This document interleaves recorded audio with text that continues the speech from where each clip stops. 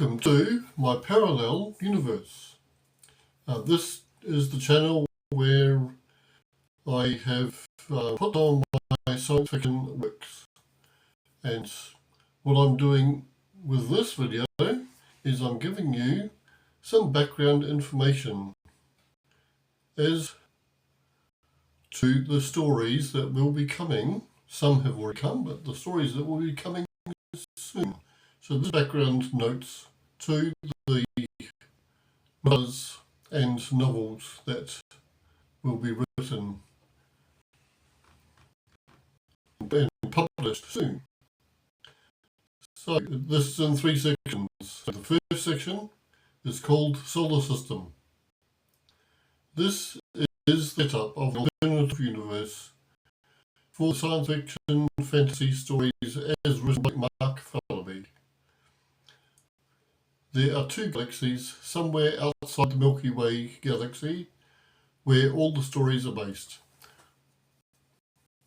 There are a few stories coming that explain how the generation ships came about and how they managed to be sent out into the universe from Earth. As we all know, our planet isn't doing too well in regards to sustainability for future generations. We also have these great plans to explore our universe. The more I research into this, the more I find that currently it is impossible for humans to live away from Earth for a long period of time. We are pretty much tied to this planet, and that's where science fiction fantasy can take over. So Elon Musk wants to go to Mars, and there's others that want to go to the moon and further afield. So I've just grabbed all these little juicy little tidbits of information and have created this alternative universe. So as the story goes, due to the growing crisis on Earth, it is decided by the One World government, which began rule in 2030, to build generation ships to send explorers out into the universe and colonize it, as well as finding more resources to send back to Earth to help stabilize it. The first project was setting up a moon base and a refinery to harvest the fuel reserves on the moon. The second was to colonize Mars and use the resources to help Earth be more sustainable. Then it was manufacturing and building ships to send out on an exploratory mission in the direction of Orion and directing Orion's gate at the asteroid chosen to set up the base. The next thing would be to build the basic components of the generation ships and transport them to the Orion gate for final assembly. There were supposed to be 7 generation ships, but only 3 made it to the Orion's gate complex. The ships were huge wheel structures with an inner core and drive mechanism and spokes radiating outwards. There were huge domes that would sit surrounding the core. These would be filled with miniature cityscapes and crops and water and other items needed to sustain life. On the outer rim of the wheel were hundreds of custom ships or pods, each one able to operate independently.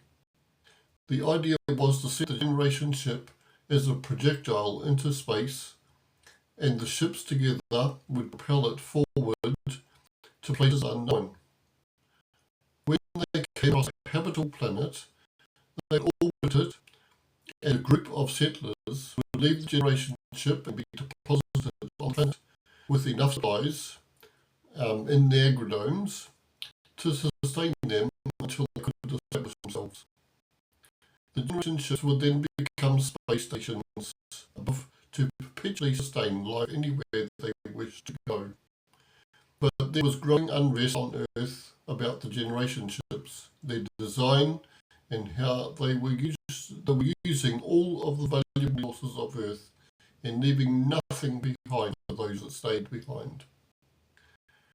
This was a war between the ultra-rich, who were funding the ships and ultimately controlling who would board the ships as ships, and everyone else that was not included for some reason.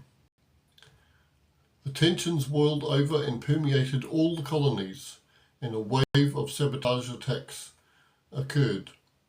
4 of the Generation ship cores were destroyed in the process.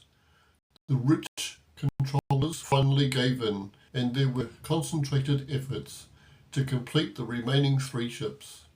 Finally, 2 of them were almost ready to go, and tensions built up again because it was discovered that the rich controllers had been working behind the scenes to ensure they got those they wanted on the ships. There was a mad race by everyone else to reach the Generation ships. In the attacks that followed, the Enterprise was destroyed, leaving just 2 Generation ships, the Quito and the Zenith. These 2 were stormed and parts taken over by the poor who had been brought there on the privateer cargo haulers from Earth. The controllers had no choice but to allow those already boarded to stay put. The ships departed the Orion's Gate without some of the finishing touches that were needed to give them safe passage wherever they were going.